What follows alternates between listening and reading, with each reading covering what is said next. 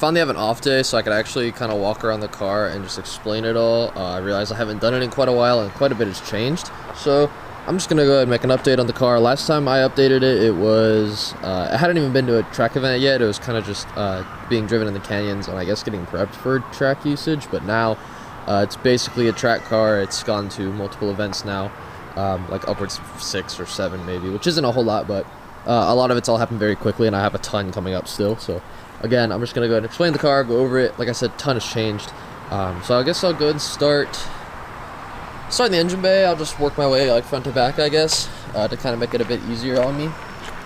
We'll touch on all the interior stuff in a bit, but I'm gonna pop that hood open. So same red hood. It's gonna get painted. I just haven't cared. It's got the vents in it. Vents up a lot. It's the main reason I have the hood in. In here, it's mostly the same as it was before. We have the valve covers, plunger spacer, throttle body intake, catch can.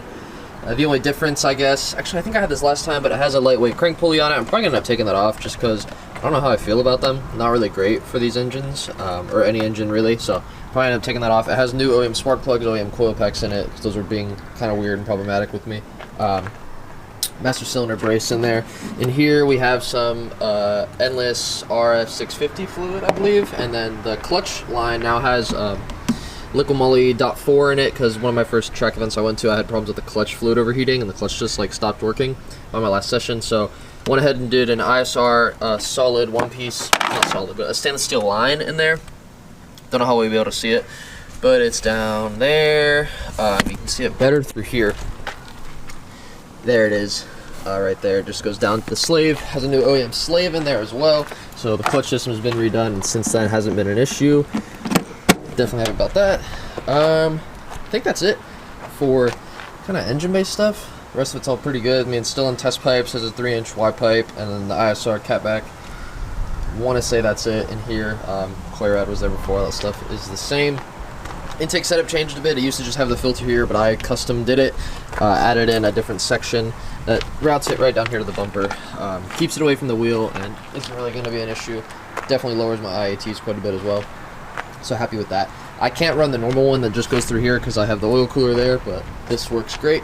And I'm happy with the setup as it is right now. I guess touching on the oil cooler, we have a 19-row set trap. I did make a duct for it. Duct helped out so much. It lowered the temps to like 30 degrees, so definitely great. 30 degrees at its highest, but on average it stays low. Like if I'm coasting like on the way to the track and it's nighttime or it's kind of cold out, the oil temps will drop down to 130, which is like lower than operating temp, just because this duct makes the biggest difference. So cooler's been fun. I want to upgrade to a bigger one, and I want to relocate it as well, but there's not really many places to put it on these cars.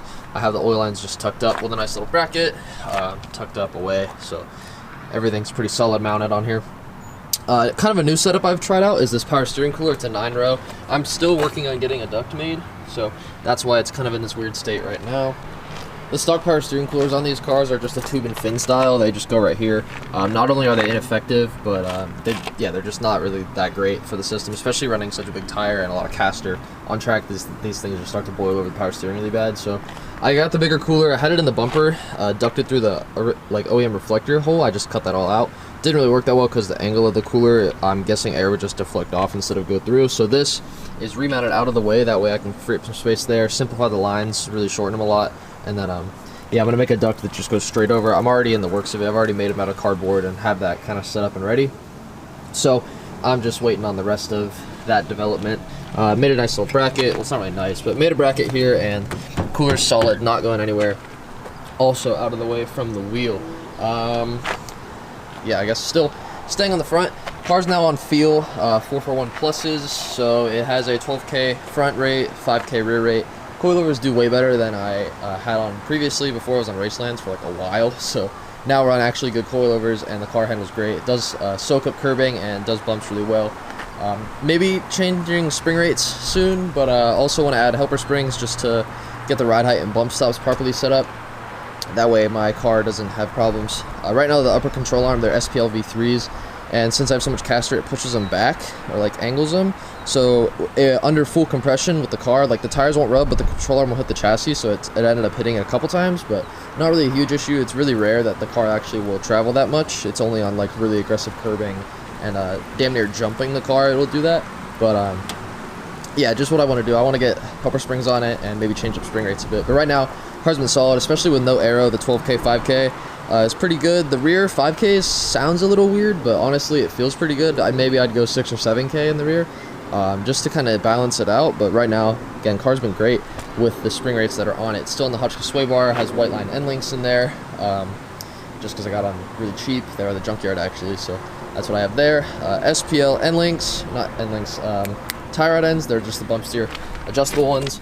I don't know how well you'll be able to see them, if you can even, but they're back there. Car's still on the Advan TC3s.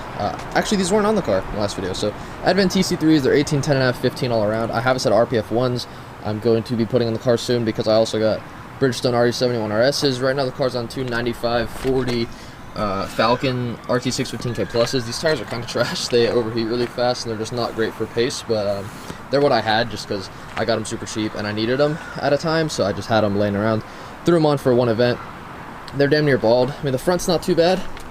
I put the fronts with more tread on just because the front, I wanted to have more grip, but the rear is balding on the inside. Again, I don't know how well you're going to be able to see it, but in there, they're pretty much going bald, so these are going to be getting swapped out. Like I said, I already have new tires and new wheels, so this thing's going to be sitting good with 275/35s again.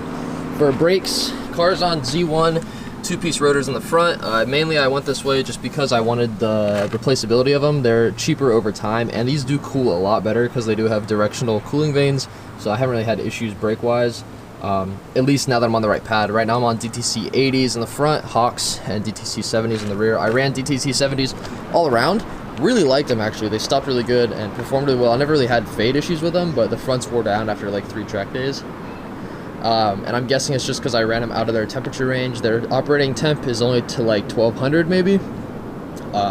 In the fronts of these cars, the brakes get super hot because it's a big car, kind of small calipers, but really powerful calipers, so it just generates a lot of heat in the front braking system. So DTC 80s can operate to like 1600, so hopefully that stops them from wearing down so fast. And so far, these feel really aggressive as well. I am liking them. The rotors hold up really good, actually. They like develop quite a bit of cracks, but they all go away. They're still structurally fine.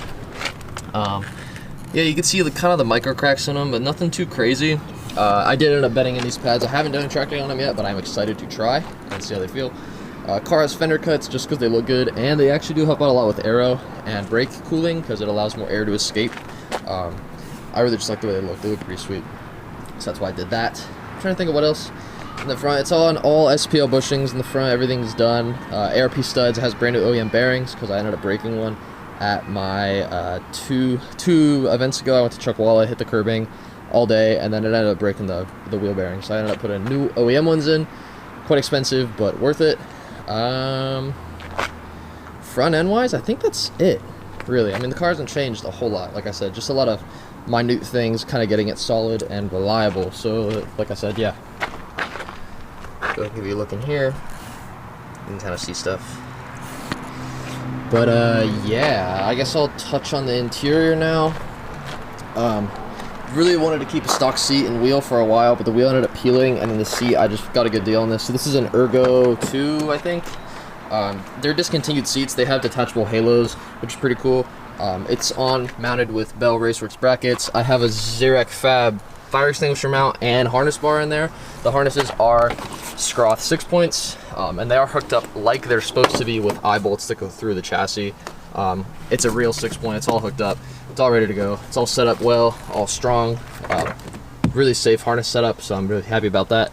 I know harness bar with no cage isn't really a way to go, but these cars are pretty structurally safe, and it's not really a full dedicated track car yet. It's still in this weird state where it's getting to be a full dedicated track car, but at the same time it's still a street car, so I don't really know where it's going to go.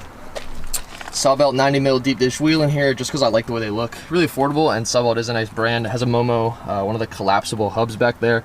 Really good wheel setup. Like the seat a lot. It's actually super comfy. Like I can go on the 5-hour drives to the track and don't really have a comfort issue. They're actually really comfortable and cools off pretty well and holds them pretty good as well. Shifter wise, finally got rid of the stock shifter because it ended up breaking and splitting. So this is a Torque Solution short shifter in there, just because it's a one-piece CNC steel one, and I just wanted it Again, throw is fine. I didn't really have a problem with the stock throw, but this just feels good. It has no passenger seat right now, mainly for space, not really for weight, but I have left it out. It's kind of a mess in there just because when it gets home from the track, I usually just park the car and that's it. So yeah, no seat, but not really planning to stay that way. For the rear, the car used to have like a whole trunk setup where it had a floor and all that stuff. I've since taken it out. This all was sound deadened from the previous owner, which kind of sucks, but is what it is. I mean, it does help out a lot for sound on my far drives. But yeah, I took the whole floor out, so it gave me way more space to put stuff and pack for the track. I do have a sub in here. I do take it out on the track. I just am a big guy on like music and sound, so this car still has a full sound system, and this thing bumps with the Sundown 8 in here. Like I said, I make really long drives with this car to the track, so I just have to have some sort of sound system in here that sounds good. Here's the adjusters for the rear coilovers for the feels. I ended up drilling them into the plastics. It all looks pretty good. The car looked really good in here when I had all the interior, but now a lot of it's stripped away, so you can't really see how it was. These are old brake pads. I have problems overheating pads a lot, so those were CSG pads. They ended up chunking off the ends. I had some Carbotex in here, but they actually shaved off the backing plate completely, which kind of sucks. I ended up running a metal to metal for like a session, and yeah, the rotors came back with the new pads, so I'm definitely happy about that. Still on the OEM Brembos all around. These are not a problem, especially the rears. The rear setup's solid. Also have ARP studs pressed into these. Still the 370 bearings and axles. Still a G35 HR diff with a 3:7 ratio. Went ahead and put the stock bumper with the spats back on just because I like the way they look a lot more. Here we have the ISR blast pipes, and then I think the only change to the rear suspension was from the Hotchkiss I had, I put the stock sway bar in, and then since then I actually found a Nismo sway bar at the junkyard. So right now the rear of the car has a Nismo sway bar, which is actually softer than the OEM stock 350Z sway bar by about 5%. So the car handles way better now with the softer rear sway bar. Couldn't really tell you why they work better with a softer rear bar. Like I said, I think it's just to load up the rear end. I'll try and show you under the car. Has a diff brace in there, but solid SPL, not SPL bushings, but solid bushings up there, so it doesn't really make a difference. But yeah, back there you can kind of see the silver sway bar. That is the Nismo one. I have pictures of it. And solid diff bushings. All the eccentric lockouts are done. It has SPL tie rod or SPL camber arms, Voodoo 13. Toe arms, and then the traction arms and all that are still stock, but I am planning on changing them sometime in the future. Just not a big deal right now. And I think honestly that's it for the car. I mean, like I said, from the last video, it hasn't really changed. Just wanted to update it. It's running about 3 degrees of camber in the front, 2 degrees in the rear. I'm going to keep that same setup when I lower it again to put it on 275/35s. I had to raise it quite a bit to run these tires. They fit really good. Rub just barely in the rear, but that's also a 2mm spacer that I forgot I even had on the car. So no issues tire-wise. You can fit these stock body 350Z. What was I going to say? Yeah. -3, -2, 11.5 degrees of caster, so the front caster is actually maxed out with the SPL arms, and it feels really good, and grips very well on the corners, so definitely like the added caster, made a big difference. And then just toe, it's 0 front and rear, 0 degrees. Don't really, I like a pretty neutral setup just because it's predictable, and it's easy to tune it from there if the car's understeering or is just twitchy. You can easily just dial some out with some toe in or out. Car's set up great. Definitely like it, and this thing rips most of the time reliably. Like it really hasn't had an issue like mechanically, besides the wheel bearing from hitting all the curbing. But oil is getting really thin. I'm running a 540 weight right now. I'm probably gonna up it to maybe a 1060 or just run a 540 with some oil stabilizer. Try and thicken up the oil a bit just because it still gets really hot and then does thin out. And I am kind of worried about the engine. It's at 165-ish thousand miles, so it really shouldn't be too much of a problem, but I just want to keep it running reliable just because I do drive this car to the track, on track, and back. So I really don't want to be like 5 hours away or 8 hours away like I'm about to be soon, and the engine blows up at the track. That would not be a good day. So yeah, that's the car. Still has working AC, still has, like I said, full sound system. Most of the interior, still a comfortable street car, still able to drive it on the street, still registered, still everything it needs to be. But pretty fast and reliable track car. Have a lot of fun. Definitely learning a lot as a driver. And this car can probably take me really far just because I know I'm not even at its limits yet. And it just has a lot to offer. It's got good power, good weight, good handling, looks good. So, yeah. I'll try and make more updates as things change. I know I'm terrible at it, but yeah, I'll try and, like I said, I'll try and do things. Have another car, so I'll probably make videos about that. It's the BMW I had in one of my other videos. And then I'll make more updates as I change things, like when I'm doing the power steering cooler setup and ducting. I'll probably try and make videos about it, just because there's nothing really on YouTube that is fun to watch or enjoyable or even like a good learning experience. So I'll definitely try and make all those kinds of videos here and try posting about it in the future. But thank you for watching, and see you guys in one of the next videos.